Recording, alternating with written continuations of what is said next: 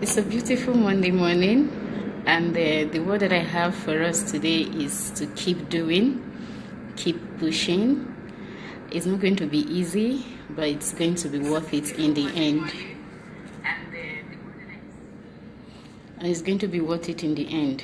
So my name is Florence Chikeze, and I'm coming live to you from Redalia Workspaces. Redalia Workspaces is a co-working facility, and we are located at 43 Biomina Crescent off Toyin Street.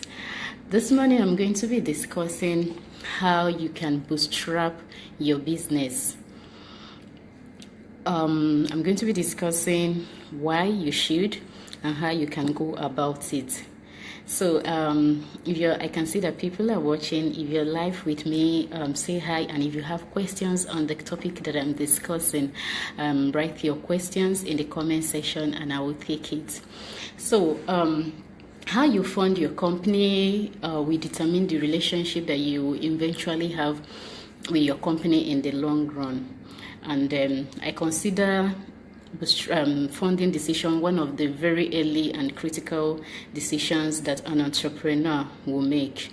It's one of the very early and critical decisions an entrepreneur will have to make, deciding whether to self-fund or self-fund a startup by bootstrapping or raise outside funding, because the consequence or the implication of that decision is going to be very significant on your company. As a founder who have invested heavily in my company, and with the interactions that I've had with friends who have received external funding, I believe personally that bootstrapping is the best option. Now, I want you to understand that it's not going to be easy, neither is it going to be glamorous. It takes a lot of sacrifice and self-discipline. It's going to eat into your bank account like a cancer, but at the end of the day, it will teach you how to pay attention to every kobo. It's going to force you to be better and stronger, and if you do it very well, it's going to turn your company into a vibrant business. Now, I'm live on my phone, and I'll be taking questions from my laptop in case you see my eye going round and round. I'm not going to be dwelling so much on venture capital. I'll just be speaking strictly on the advantages of bootstrapping your business. And finally, I'm going to share some tips on how to bootstrap your startup. And all the things I'm going to say from my experience, because this is something that I have done. Now, before I go off speaking too much grammar, I do hope that we understand what it means to bootstrap your business. And for the benefits of those who don't understand, bootstrapping is a situation in which an entrepreneur or a founder starts a company with little cash. So you are bootstrapping when you found and build a company from your personal finances or from the operating revenues that come from your company. That being said, I'm going to go ahead and discuss the advantages or the reasons why you should bootstrap. The first thing is that it gives you freedom. Bootstrapping gives you a very creative and executive freedom. You are not accountable to outside voices who are only interested in securing their investment.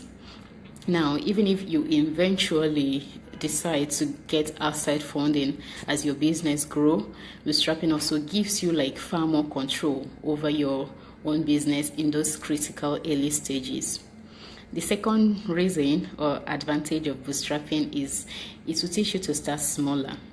With access to less fund, you are forced to start smaller. You are forced to test every assumption, and then before you eventually scale up, it gives you an opportunity to learn your product or your service and understand your customers more intimately. That's what bootstrapping does for you. And then if you eventually even make mistakes, the mistakes will be small in scale and it will have minimal impact. What bootstrapping does is that it makes you a more vigilant founder. The third reason why I think you should bootstrap is that the stakes are high. The stakes are high on both ends. Like if you're going to fail, the stakes are high. If you're If you succeed, you also succeed high, but at high multiples, because you are your own company's original shareholder. You retain like control and equity. Bootstrapping keeps ownership very clear and very manageable. You don't have investors claiming parts of your company or impeding the important, rapid decisions that you need to make at the early stages of your startup. Another thing which is very, very important, and which is lesson that I've learned, is that bootstrapping makes you very smart. You're very smart with your decision making, because we are easy to spend other people's money without caution. Rarely are we very cautious with other people's money as we are with our own money. Now, because it's your money, you're going to be very, very cautious. You will learn how to do more with less. That's what bootstrapping teaches you. You'll even be surprised that with bootstrapping you can learn. I learned how to like organize a launch party with less than 100,000 naira. You can instead of going for small chops, you can do instead of going for Chapman or drinks, you can even make the drinks yourself. That's what bootstrapping does for you. I don't know if anyone is watching. I am discussing how to bootstrap your business and why you should, and how to go about it. If you have questions, write your questions in the comment section and I will answer them. Another reason is that you have better profit margin if you bootstrap. You have better profit margin if you bootstrap. So bootstrapping teaches you how to stay lean in your operation, which does wonders to your profitability and valuation if you eventually decide to exit. The thing is that companies who operate on low overheads have better profitability. This is not just for people who are bootstrapping. Even if you have external funding, if you learn how to keep the overheads low, it is going to like impact your profit margin. Then the other reason is that you have minimal outside influence. Because raising outside funding attracts a lot of attention when the deal is highly publicized, and even when the investors have high profile. So it also raises your own profile significantly, because people are going to be talking about the company, and then of course they're going to be talking about the founder of the company. I consider that as a disadvantage. And I also think that is an advantage for an entrepreneur who is bootstrapping, because it helps that entrepreneur to stay off the radar and operates in relative secrecy for a period of time. That can make all the difference in maneuvering around competition and building a great product. Thank you, Buchi for joining. And if you have questions, write your questions in the comment section and I will take it. So bootstrapping is a lesson in hard work, and to succeed you have to be very, very flexible in the things that you do. Now, from my experience in founding Redalia, and from the things that I've read, and from my friends who I've been speaking to, I've gathered some tips on how you can successfully bootstrap your company. One is that, first of all, you have to pick a co-founder wisely. Pick your team wisely, and even when recruiting, pick your staff wisely. Because when bootstrapping, most of the work is done internally. Co-founders and teams and your staff need to complement each other. You hire for skills that you don't have, because this will help keep expenses very, very low for you. The second tip is that you need a business model that generates cash quickly. Now, not every idea is worth investing in. What I'm saying is that it's not even every idea that is worth bootstrapping. So to bootstrap successfully, there must be a revenue generating model that can generate cash quickly before you finish the reserve you have in the bank. The third tip is that you have to watch every expense like a hawk. Get your if you are spending through your business, your personal account, open a business account, transfer all the funds that you need to spend into that business account so that you can be accountable. You can take account of every expense. Watch out what eats into your money and what adds to it. It's very, very important to separate things and be accountable, so that way you know what you are spending on, and you also will know how to cut out unnecessary expenses or expenses that you can deal without. The fourth one on the tips that you need for you to have a successful bootstrapping is you have to reduce or cut out personal expenses as a founder.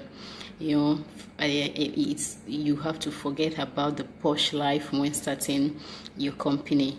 You spend only when is necessary and consider every purchase before you make that purchase. For me, when accommodation was sorted, I could live barely on 30,000 naira a month. That's how hard it can get. Entrepreneurship is not a rosy journey, but it's something that is worth it at the end of the day. Because most times we just see pictures, we just see the glamour.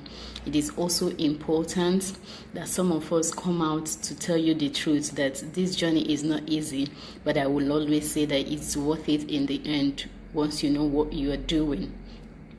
The next one is you have to learn, and you have to keep learning new skills. When bootstrapping, do not hire or outsource a job that you can do.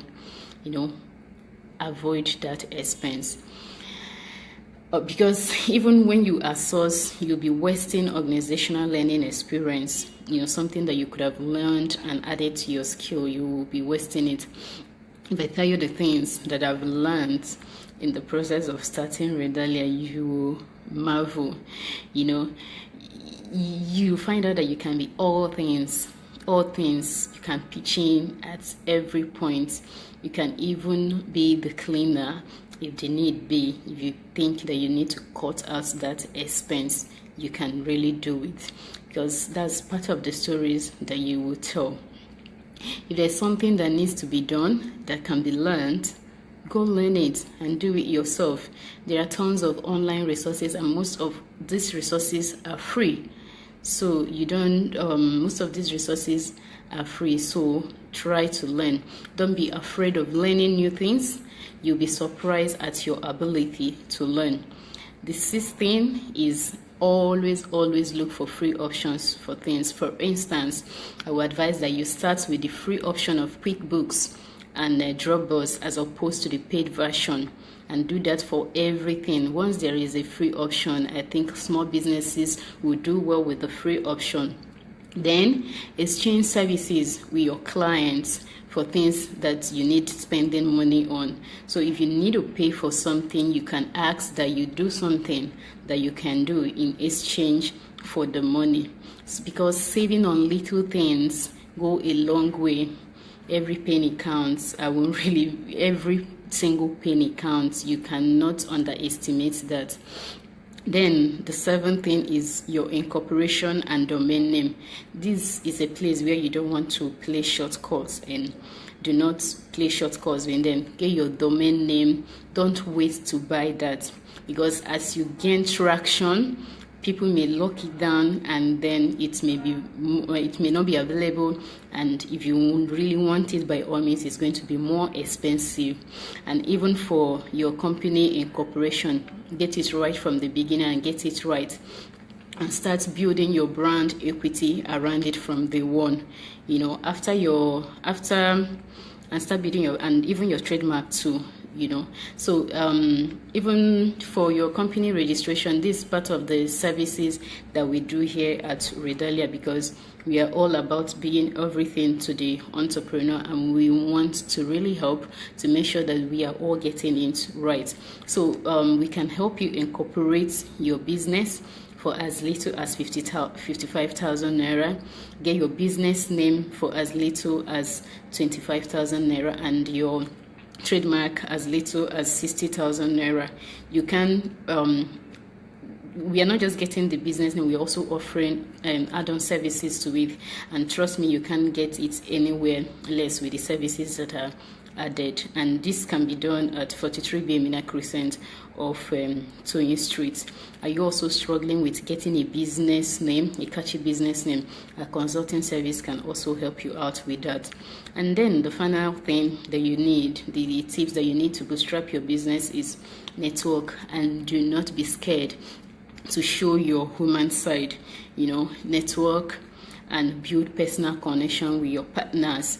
That would help your business, because it will help you get resources that startups need, that without breaking the bank. Is very, very important.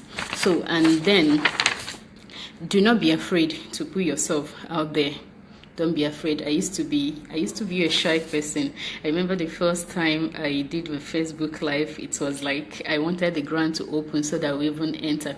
But over time, I've realized that shyness, when you know what you are doing, will not get you anywhere. You just need to take the bull by the horn and go out there. A lot of people who make noise, who are not really doing much, who are not contributing much, are there. So what about you who have something to offer? So you have to be out there. Do not also be afraid to share your story and appeal to the human side of people. Then don't ever take no for an answer. Always push further. So like I mentioned, I could see people joining, but I can't see any questions. Even after the section, you can ask your questions and I will answer them. So like I mentioned, bootstrapping is a difficult task, but then it's a difficult task that can be done. It takes hard work, it takes collaboration, and it takes passion for what you do.